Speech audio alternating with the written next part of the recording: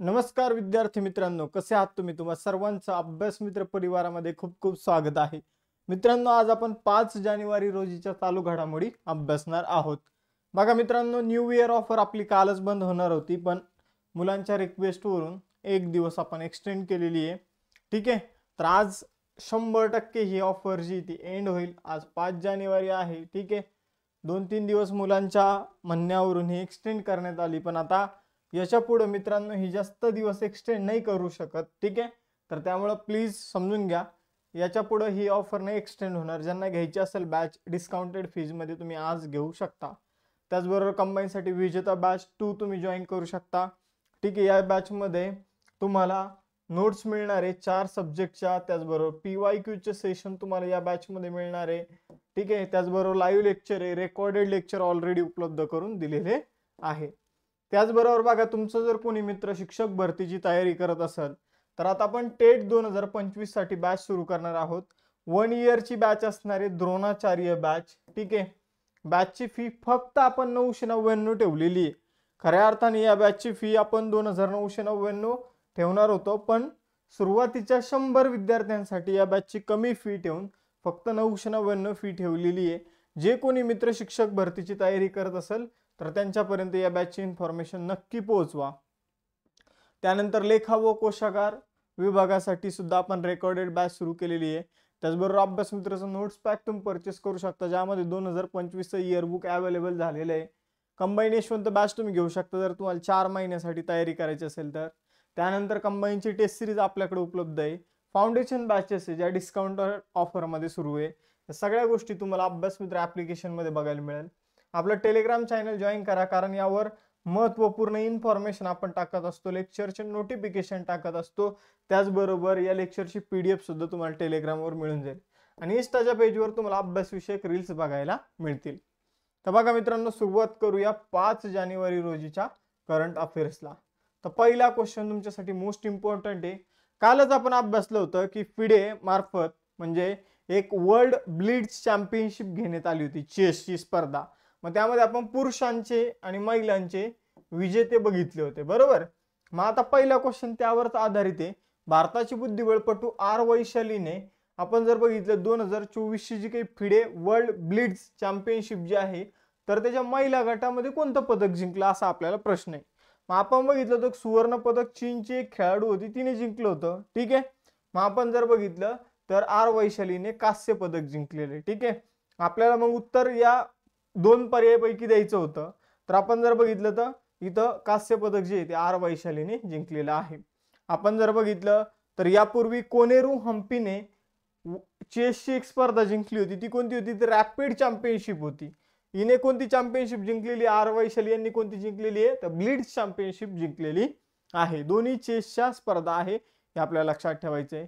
पुरुषांमध्ये Magnus Carlsen आणि Ian नेपोनियानची या दोघांनी ही स्पर्धा जिंकली. कॉमन मध्ये त्यांना विजेतेपद देण्यात आलं. महिलांमध्ये चीनची खेळाडू जू वेन जून हिने ही स्पर्धा जिंकली, आपण कालच बघितलेलं आहे. कोणत्या राज्याच्या वन विभागाने महाभारतावर आधारित उद्यान विकसित केलं आहे?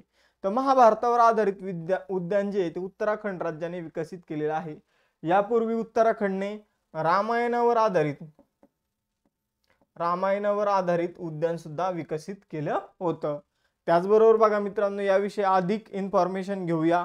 बघा, हल्द्वानी या ठिकाणी एथनो बॉटनिकल गार्डन विकसित केलं. मित्रांनो, महाभारताच्या थीमवर आधारित आपण जर बघितलं तर एथनो बॉटनिकल गार्डन या शब्दाचा अर्थ काय?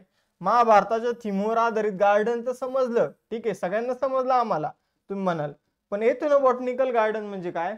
तर ज्या ठिकाणी आपले पारंपरिक वृक्ष आणि वनस्पती असतात, ठीक आहे, पारंपरिक वृक्ष आणि वनस्पती आपल्याला बघायला मिळतील, ते एक जे गार्डन असणार त्याला एथनो बॉटनिकल गार्डन म्हणणार. म्हणजे उत्तराखंडमध्ये जे काही पारंपरिक तिथले 37 वनस्पती जे आहे, तर त्या वनस्पतीचा वापर करून ते गार्डन बनवण्यात आलेलं आहे. जसं की आपल्याकडे जर गार्डन बनवलं तर त्यामध्ये समजून घ्या कडुनिंब असायलाच पाहिजे, त्यानंतर आपण जर बघितलं बाभळीचं झाड असायलाच पाहिजे. हे इथले आपल्याकडचे पारंपरिक वृक्ष आहे, आंब्याचं झाड म्हणा, ठीक आहे, तर तसे तिथल्या झाडांचा वापर करून ते एथनो बॉटनिकल गार्डन विकसित केलेले, जे महाभारताच्या थीमवर आधारित आहे. यापूर्वी उत्तराखंडमध्ये रामायण वाटिका सुद्धा विकसित करण्यात आली होती. उत्तराखंड विषयी जाणून घेऊया. 9 नोव्हेंबर 2000 साली उत्तर प्रदेश पासून उत्तराखंड वेगळं झालं. त्याच वेळी मित्रांनो मध्य प्रदेश पासून छत्तीसगड वेगळं झालं आणि त्याच वेळी साल 2000 सालीच बिहार मधून झारखंड वेगळं झालेलं आपल्याला बघायला मिळतं. उत्तराखंडच्या 2 राजधान्या, एक डेहराडून आणि दुसरी आहे गैरसेन. पुष्कर सिंह धामी मुख्यमंत्री हे पहिले मुख्यमंत्री होते. नित्यानंद स्वामी राज्यपाल आहे. गुरमीत सिंग. लोकसभेच्या जागा 5, राज्यसभेच्या 3, विधानसभेचे 71. नेपाळ हा देश आपल्याला शेजारी बघायला मिळतो. नेपाळ आणि चीन, ठीक आहे. चीनचा जो तिबेटचा भाग आहे तो आपल्याला उत्तराखंडच्या शेजारी बघायला मिळतो. 3 राज्याशी सीमा लागते उत्तराखंडची, हिमाचल प्रदेश, उत्तर प्रदेश आणि हरियाणा. यानंतर पुढे जाऊया. आता बघा मित्रांनो, एक सिंपल तुम्हाला आणि अतिशय महत्वाचा क्वेश्चन इथं तुमच्या समोर दिसतोय. स्टार मार्क करा तुम्ही याला. आपण जर बघितलं तर वन परिसंस्थेला हरित GDP ला जोडणारं पहिलं राज्य कोणतं बनलं, तर तुम्हाला सिंपल एवढं लक्षात ठेवायचंय की ग्रीन GDP शी संबंधित, ठीक आहे, मोजमाप सुरू करणारं पहिलं राज्य कोणतं ठरलं. ठीक आहे, ग्रीन GDP शी संबंधित मोजमाप सुरू करणारं पहिलं राज्य कोणतं ठरलं, तर ते ठरलंय मित्रांनो छत्तीसगड. ठीक आहे. तर भारत सरकारने ग्रीन GDP मोजण्याविषयी पार्थ दास गुप्ता नावाची समिती स्थापन केली होती. ठीक आहे, कधी केली होती, तर ती केली होती 2006 मध्ये. ग्रीन GDP असतो काय, ठीक आहे, तर हे मी तुम्हाला सांगतो. समजून घ्या. GDP म्हणजे काय, तर आपल्या देशाचं उत्पन्न, एकूण उत्पन्न. समजून घ्या आपल्या देशाचं एकूण उत्पन्न आहे 100 रुपये. ठीक आहे.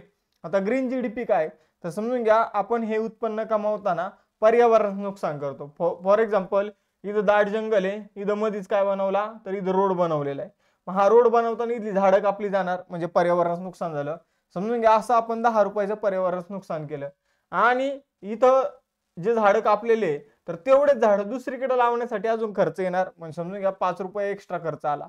तर इथं जर बघितलं हे 15 रुपये मायनस करायचे कशामधून, तर 100 रुपयामधून, म्हणजे आपला ग्रीन GDP 85 रुपये. तर 100 रुपयामधून आपण काय केलं, पर्यावरणाचा नुकसानाचा खर्च आणि तो भरून काढण्याचा खर्च मायनस केलेला ग्रीन GDP म्हणायचं. ग्रीन GDP आतापर्यंत चायनाने मोजण्याचा प्रयत्न केला होता, त्यानंतर कोणी हिम्मत केली नाही, कारण चायनाचा GDP खूप कमी भरला होता. चौथा क्वेश्चन आहे, कोणते 2 देश 1 जानेवारी 2025 रोजी अधिकृतपणे युरोपियन युनियनचा शेंजन क्षेत्राचे पूर्ण सदस्य झाले आहे? तर बघा मित्रांनो, रोमानिया आणि बल्गेरिया. रोमानिया आणि बल्गेरिया हे शेंजन क्षेत्राचे पूर्ण सदस्य झाले. मग काही मित्रांचे प्रश्न असतील, बाबा शेंजन क्षेत्र काय आहे? ठीक आहे, तर बघा मित्रांनो, युरोपियन युनियन मध्ये आपल्याला 29 देश बघायला मिळतात. ठीक आहे, 29 देश बघायला मिळतात. मग आपण जर बघितलं ते 27 सदस्य आपल्याला बघायला मिळतात. ठीक आहे, तर या 27 सदस्यापैकी 25 देश जे आहे तर ते शेंजन क्षेत्राचा पार्ट आहे. शेंजन क्षेत्र जे आहे तर ते नेमकं काय आहे, तर समजून घ्या ही जी युरोपियन युनियन आहे, ठीक आहे, समजून घ्या जो देशाने शेंजन क्षेत्राचा स्वीकार केलेला आहे त्या, आता इथं युरोपियन युनियन मध्ये समजून घ्या की फ्रान्स आहे, ठीक आहे, जर्मनी आहे, ठीक आहे, इटली आहे, नॉर्वे, स्वित्झर्लंड आहे. मग आता हे जे देश आहे या देशामधून आपण फ्रीली एका देशातून दुसऱ्या देशात जाऊ शकतो, दुसऱ्या देशातून तिसऱ्या देशात जाऊ शकतो. म्हणजे तिथं समजून घ्या की तुमच्यावर कोणती एका देशातून दुसऱ्या देशामध्ये येण्यासाठीची जी बंधन आहे ती कोणती लागू नसणार आहे. ठीक आहे, कोणते एक्स्ट्रा टॅक्स तुम्हाला द्यायची गरज नाहीये. त्याचबरोबर समजून घ्या की तुम्हाला जर आपल्याला जर उद्या जाऊन मला जर शेंजन व्हिसा मिळाला तर मी सुद्धा या 25 देशामध्ये ट्रॅव्हल करू शकतो. ठीक आहे, 25 देशामध्ये. तर युरोपियन युनियन मध्ये फक्त 2 सायप्रस आणि आयर्लंड हे 2 सदस्य वगळले तर 27 देशांपैकी 25 देशांमध्ये हा शेंजन व्हिसा किंवा शेंजन क्षेत्राचा हे देश जे आहे ते पार्ट आहे. तर एवढं तुम्हाला लक्षात ठेवायचं. आय होप तुमचं इथं सुद्धा तुम्हाला काहीतरी एक्स्ट्रा नवीन कळालं असेल, एक्स्ट्रा नवीन माहिती मिळाली असेल. रोमानिया आणि बल्गेरिया 13 वर्षानंतर शेंजन क्षेत्राचा पार्ट बनलेले आहे. कोणता देश 1 जानेवारी 2025 पासून लागू झालेल्या जुन्या रिसॉर्ट फीच्या जागी नवीन पर्यटन कर लागू करणार आहे? नवीन पर्यटन कर लागू रशिया करणार आहे. समजून घ्या रशियामध्ये तुम्ही गेलात आणि रशियामध्ये समजून घ्या की तुम्ही राहण्यासाठी 1 लाख रुपये खर्च केला. किती? 1 लाख रुपये राहण्यासाठी खर्च केला तर त्याच्या समजून घ्या 1% काय लागणार आहे तर पर्यटन कर लागणार आहे. म्हणजे तुम्हाला 1000 रुपये रशियाच्या सरकारला ॲज अ पर्यटनाचा टॅक्स म्हणून द्यावं लागणार आहे. ठीक आहे, 2027 पर्यंत हा जो टॅक्स आहे तो तुमच्या राहण्याच्या खर्चाच्या 3% केला जाणार आहे. आता सर त्यांना कसं काय कळलं तुम्ही किती खर्च केला, तर तुम्ही इकडून जे रुपये घेऊन जाता आणि तिकडे जे काही रशियन चलनामध्ये तुम्ही काय करणार, रुबलमध्ये कन्वर्ट करणार, तर त्यावरून त्यांना समजून जाणार तुम्ही किती खर्च केला किती नाही, आणि त्यावरून तो टॅक्स जो आहे तो काटला जाणार आहे. यानंतर रशियाची राजधानी मॉस्को, चलन आहे रुबल. युरोप आणि आशिया दोन खंडामध्ये तो मिखाईल मिशुस्टिन, पंतप्रधान व्लादिमीर पुतीन राष्ट्राध्यक्ष आहे. त्यानंतर बघा रशियामध्ये 2024 ब्रिक्सची परिषद झालेली आहे. काळ्या समुद्रामध्ये ब्लॅक सी मध्ये तेल लीक झाल्यामुळे रशियाने फेडरल आणीबाणी घोषित केली होती. ओलेन कोनोनेंको हा अंतराळामध्ये 1000 दिवस पूर्ण करणारा देश आहे. सुरक्षा बेल्ट नावाचा जो युद्ध सराव आहे तो चीन, इराण आणि रशियाने मिळून केलेला आहे. नौदलाचा युद्ध सराव आहे. त्याचबरोबर जर बघितलं तर रशियामध्ये भारताचे नवीन राजदूत म्हणून विनय कुमार यांची नियुक्ती करण्यात आली. रशियन भाषा दिवस 6 जूनला सेलिब्रेट केला जातो. त्यानंतर जर बघितलं तर अंगारा रॉकेट कोणत्या देशाने प्रक्षेपित केलं तर रशियाने. त्याचबरोबर जर बघितलं तर भारत आणि रशियाचा 2030 पर्यंत व्यापार किती अब्ज डॉलर पर्यंत जाण्याची अपेक्षा आहे तर 100 अब्ज डॉलर पर्यंत, 100 बिलियन डॉलर पर्यंत. आणि त्यानंतर तालिबान दहशतवादी संघटनेची यादीमधून कोणत्या देशाने काढून टाकलं तर रशियाने. तर रशियाशी संबंधित चालू घडामोडी सुद्धा आपण इथे बघितलेल्या आहे. कोणत्या मंत्रालयाने 2025 वर्ष सुधारणेचे वर्ष म्हणून घोषित केलं तर संरक्षण मंत्रालयाने 2025 वर्ष हे सुधारणेचे वर्ष म्हणून घोषित केलं आहे.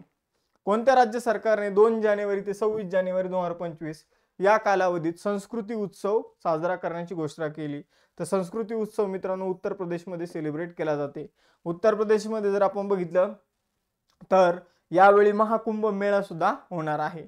हा दिवस उत्तर प्रदेशमध्ये संस्कृती उत्सव उत्तर प्रदेशच्या राज्याच्या स्थापना दिवसाच्या स्मरणार्थ सेलिब्रेट केला जातो. याची थीम होती उत्तर प्रदेश पर्व हमारी संस्कृती हमारी पहचान.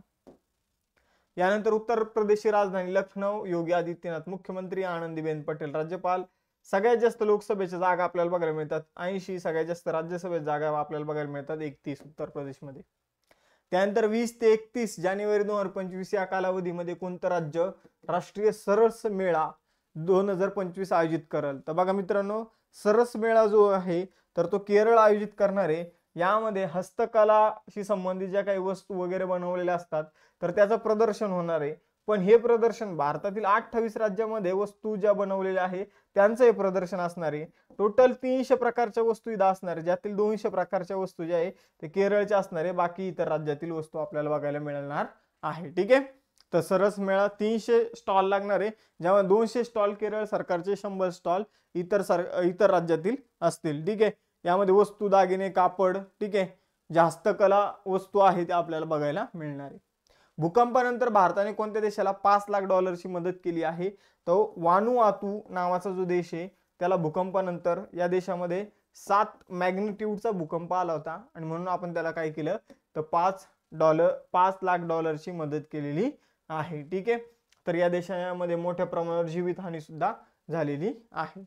वानुआतू लक्षात ठेवा देशाचं नाव. आपण जर बघितलं तिथं किती मॅग्निट्यूडचा भूकंप आला होता 7.4 तीव्रतेचा. ठीक आहे. रिश्टर स्केलचा भूकंप आला होता, लक्षात ठेवायचे. ओशनिया मधील एक देश आहे. आपण जर बघितलं पोर्ट विला ही त्याची वानुआतूची राजधानी आहे. त्यानंतर कोणत्या राज्य सरकारने 1 जानेवारी 2025 पासून 15 दिवसांची विद्यार्थ्यांमध्ये वाचन मोहीम सुरू केली आहे तर 15 दिवसांची वाचन मोहीम महाराष्ट्र सरकारने सुरू केली आहे. तर महाराष्ट्र सरकारने ही जी मोहीम आहे ती राज्याचे उच्च व तंत्र शिक्षण मंत्री चंद्रकांत पाटील यांनी ही योजना जाहीर केलेली आहे. तर महाराष्ट्रामध्ये 15 दिवसीय वाचन मोहीम होणार आहे, लक्षात ठेवायचं आहे तुम्हाला. जम्मू काश्मीर आणि लडाख थ्रू द एजेस या पुस्तकाचं प्रकाशन कोणी केलं तर Jammu Kashmir and Ladakh through the ages हे पुस्तक जे आहे ते अमित शहा यांनी प्रकाशित केलेलं आहे. ठीक आहे. अमित शहा यांनी हे पुस्तक 2 जानेवारी 2025 रोजी नवी दिल्ली या ठिकाणी या पुस्तकाचं प्रकाशन केलेलं आहे. ठीक आहे. या पुस्तकामध्ये जम्मू काश्मीर आणि लडाखचा 3000 वर्षांचा इतिहास आपल्याला बघायला मिळतो. आता काही महत्त्वाचे पुस्तक बघूया. जसं की इथं कैरोस या पुस्तकासाठी आंतरराष्ट्रीय बुकर पुरस्कार जेनी एअरपेनबेक यांना देण्यात आला. टिपू सुलतान द सागा ऑफ म्हैसूर, ठीक आहे, या पुस्तकासाठी विक्रम संपत यांना, हे पुस्तक विक्रम संपत यांनी लिहिलेलं आहे. Speaking with the nature the origin of Indian environmentalism हे पुस्तक रामचंद्र गुहा यांचं आहे. The scientist entrepreneur empowering millions of women हे पुस्तक कल्पना शंकर यांचं आहे. त्यानंतर Chaunk on food economics and society Abhijit Banerjee यांचं पुस्तक आहे. Bring it on the incredible story of my life हे पुस्तक दीपा मलिक यांचं आहे. माय बिलीव्ह लाईफ हे पुस्तक अमिताभ कुमार यांचं आहे. Dalai Lama secret to happiness doctor Dinesh Shahra यांचं पुस्तक आहे. विटनेस हे आत्मचरित्र कुणाचं आहे तर साक्षी मलिक यांचं आहे. I have the street a kutty story हे आत्मचरित्र आर अश्विन यांचं आहे. Power within the leadership legacy of Narendra Modi R Balasubramaniam यांचं हे पुस्तक आहे. तर इथे या पुस्तकाचे तुम्ही जे काही फर्स्ट पेज जे आहे तर ते बघू शकता. विटनेस पुस्तक लक्षात ठेवा. आय हॅव कुट्टी स्टोरी लक्षात ठेवा कारण रविचंद्र अश्विन अलीकडे रिटायर झालेले. त्यानंतर दीपा मलिक यांचं ब्रिंग इट ऑन नावाचं पुस्तक लक्षात ठेवायचं आहे तुम्हाला. Power within the leadership legacy of Narendra Modi हे पुस्तक आर बालसुब्रमण्यम यांचं लक्षात ठेवा. ठीक आहे. तर ही काही महत्वाची पुस्तके जी आपल्याला परीक्षेमध्ये विचारले जाऊ शकतात. 12वा क्वेश्चन आहे अजिंठा एलोरा आंतरराष्ट्रीय चित्रपट महोत्सव 2025 मध्ये पद्मपाणी जीवन गौरव पुरस्काराने कोणाला सन्मानित केले जाईल तर पद्मपाणी जीवन गौरव पुरस्काराने साई परांजपे यांना सन्मानित केलं जाणार आहे. तर या चित्रपट निर्माते आहे अजिंठा एलोरा आंतरराष्ट्रीय चित्रपट महोत्सवामध्ये पद्मपाणी जीवन गौरव पुरस्कार त्यांना दिला जाणार आहे. या महोत्सवाची 10वी आवृत्ती असणार आहे आणि छत्रपती संभाजीनगर या ठिकाणी होणार आहे. आता टेस्ट क्वेश्चन बघा मित्रांनो. भारताची बुद्धिबळपटू आर वैशाली हिने 2024 फिडे वर्ल्ड ब्लिज चॅम्पियनशिप च्या महिला गटात कोणते पदक जिंकले हाच तुमचा एकमेव क्वेश्चन आहे होमवर्क. आणि न्यू इयर ऑफरचा हा लास्ट दिवस आहे. यामध्ये तुम्ही फाउंडेशन बॅचचा किमान तरी लाभ घेऊ शकता कारण या बॅचची फी जास्त आहे. आपण जर बघितलं जी 10,000ची बॅच 5,000 रुपयाला तुम्हाला मिळेल आणि 8,000ची बॅच 4,000 रुपयामध्ये तुम्हाला मिळेल. बाकी सर्व बॅचेसवर सुद्धा ऑफर सुरू आहे. त्याचबरोबर विजेता बॅच 2 चे ऍडमिशन सुरू आहे ते तुम्ही घेऊ शकता. टेटसाठी आपण द्रोणाचार्य बॅच 1 जी ती लॉन्च केलेली आहे. ठीक आहे. तर शिक्षकांसाठी जे भविष्यात शिक्षक बनू इच्छितात त्यांच्यासाठी ही बॅच असणार आहे. लेखा व कोशागारसाठी रेकॉर्डेड बॅच अभ्यास मित्राचा नोट्स पॅक तुम्ही परचेस करू शकता. त्याचबरोबर कंबाईन गट ब आणि गट क पूर्व परीक्षेसाठी तुम्ही बॅच जॉईन करू शकता. त्याचबरोबर आपली टेस्ट सिरीज आहे तर टेस्ट सिरीज जॉईन करू शकता ज्यामध्ये 10 पेपर असतील आणि त्यांचं विश्लेषण तुम्हाला बघायला मिळेल. या सगळ्या गोष्टी अभ्यास मित्र ॲप्लिकेशनवर असतील. टेलिग्राम चॅनल जॉईन करा.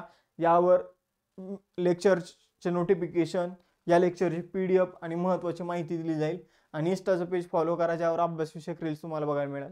तर अशा प्रकारे थांबूया मित्रांनो आपण इथं. भेटूया नेक्स्ट सेशनमध्ये. चलो बाय बाय एव्हरीवन. जय हिंद.